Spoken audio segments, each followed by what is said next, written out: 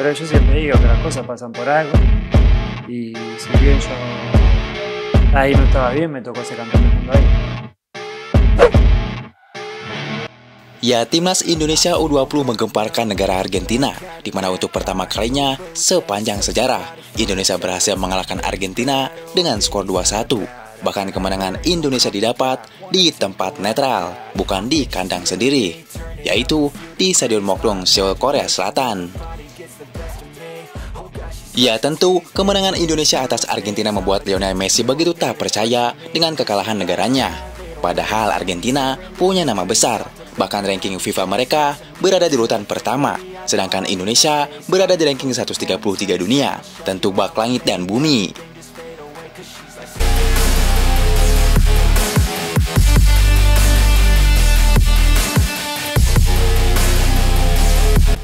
Di balik itu, nasib berbeda wakil ASEAN lainnya. Justru Thailand dihajar Korea Selatan dengan skor 4-1.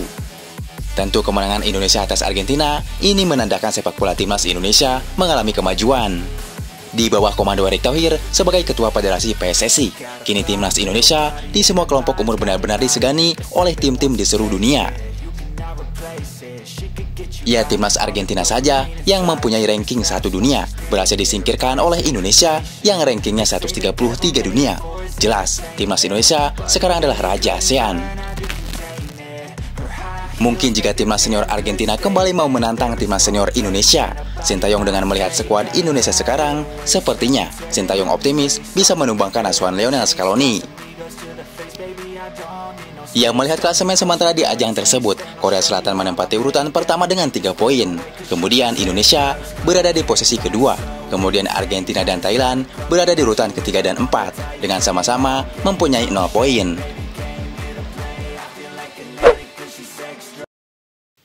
Sintayong resmi panggil pool pemain, ada nama baru jelang lawan Arab Saudi. Ya, berikut daftar 26 pemain timnas Indonesia untuk melawan Arab Saudi dan Australia. Sebagai informasi, duel antara timnas Indonesia melawan Arab Saudi dan menghadapi Australia bakal terlaksana pada bulan September mendatang. Ya, timnas Indonesia akan bertamu ke kandang Arab Saudi pada tanggal 6 September dan kemudian tim asuhan Sintayong lalu bakal menjamu Australia pada 11 September. Pertandingan nantinya digelar di Stadion Utama Gelora Bung Karno atau SUGBK Jakarta. Ya, skuad Garuda dijadwalkan akan berkumpul pada akhir bulan ini. Sementara pemain yang abroad tidak akan ke Indonesia dulu, melainkan akan langsung berkumpul di Jeddah, Arab Saudi. Sementara itu, biasanya Sintayong memanggil 28 pemain. Namun kali ini, Sintayong kemudian memutuskan untuk memanggil 26 pemain. Kepastian tersebut diumumkan langsung oleh akun Instagram Timnas hari ini. Di balik itu, ada beberapa kejutan dalam daftar yang ada. Pertama adalah masuknya nama Nadeo Argawinata. Dengan ini, timnas Indonesia kini memiliki 4 kiper. Seperti yang diketahui, Martin Pais sudah bisa tampil untuk Merah Putih. 2 nama lain yakni ada Hernando Ari dan Adi Satrio. Kemudian, kejutan kedua adalah hadirnya Justin Hubner.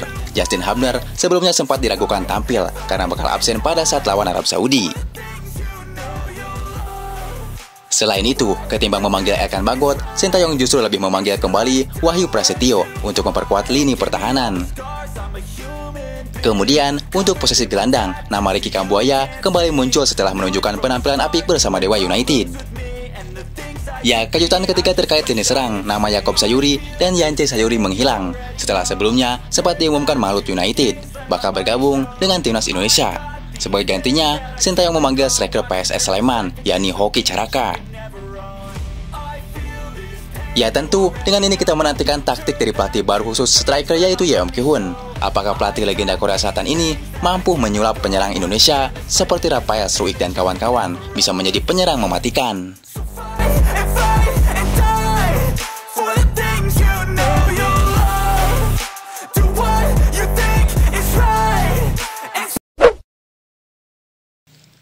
Roberto Mancini awasi kebangkitan Hindia Belanda. Ya, Arab Saudi akan menjalani 2 pertandingan pertama di grup C, yaitu melawan Indonesia dan Tiongkok pada awal September. Kendati diunggulkan memenangi laga tersebut, rupanya pelatih Arab Saudi Roberto Mancini enggan sesumbar dan malah mengomentari Indonesia di bawah asuhan Sintayong. Menurutnya, saat berjumpa Indonesia, tim besutannya bakal menghadapi laga tidak mudah. Ya, di atas kertas, Arab Saudi bersama Jepang dan Australia menjadi favorit kuat untuk menduduki 2 besar grup yang menjadi tiket otomatis ke Piala Dunia. Ketiga negara tersebut merupakan kontestan Piala Dunia 2022 di Qatar lalu. Mancini sendiri sudah memanggil 31 pemainnya untuk mengikuti pemusatan latihan yang dimulai akhir bulan ini. Kendati demikian, Roberto Mancini sangat mewaspadai Indonesia dibandingkan Tiongkok. Menurutnya dari lini belakang sampai depan, timnas Indonesia hampir dihuni pemain keturunan yang abroad. Dalam waktu dekat, kami akan menjalani pertandingan kualifikasi Piala Dunia. Ini tidak akan mudah karena kami menghadapi tim-tim yang kuat. Indonesia dengan kebangkitannya juga menjadi penghalang bagi Arab Saudi. Kami akan melawan mereka di laga perdana, tegas Mancini. Ya tentu, menarik dinantikan adu taktik Sintayong dan Roberto Mancini. Berikut adalah jadwal timnas Indonesia sepanjang ronde ketiga.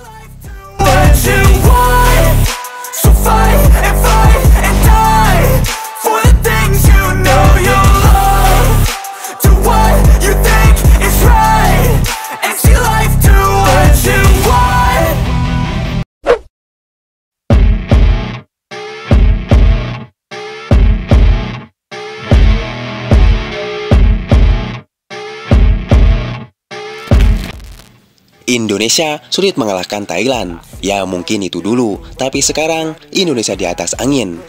Tentu kita jangan berbicara tentang seberapa kuat timnas Malaysia atau timnas Vietnam. Ya jelas Indonesia di atas kedua tim tersebut, termasuk di atas timnas Thailand sendiri. Ya terserah mereka marah atau tidak terima dengan perkembangan Indonesia. Faktanya Indonesia adalah King ASEAN saat ini. Apa buktinya yang bisa menjelaskan bahwa skuad Garuda saat ini adalah King ASEAN?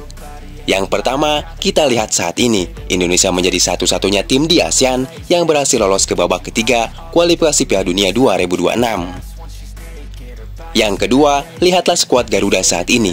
Jika dulu pasukan skuad Garuda hanya dihuni oleh para pemain Liga 1 saja, tapi lihatlah sekarang betapa ngerinya timnas Indonesia saat ini yang dihuni 99% pemain abroad atau yang bermain di luar negeri. Bahkan cuma di era Erick Thohir dan Sintayong, di mana timnas Indonesia dihuni pemain Serie A Italia, Liga Belanda, hingga Liga Inggris. Betapa mengerikannya pasukan Indonesia saat ini.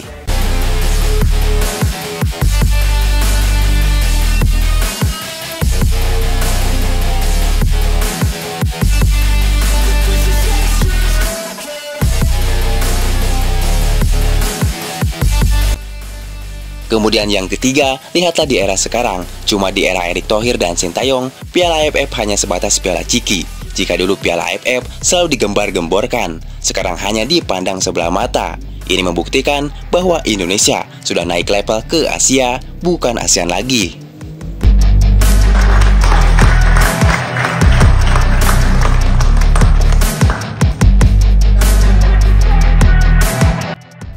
Bahkan PSSI untuk Piala AFF Senior hanya akan menurunkan tim B, yaitu U23 yang menjuarai SEA Games di Kamboja lalu. Jelas untuk melawan sekelas Thailand, Vietnam, dan Malaysia, di mana ketiga tim ini akan menurunkan tim senior terbaik mereka untuk mati-matian mengalahkan tim B Indonesia.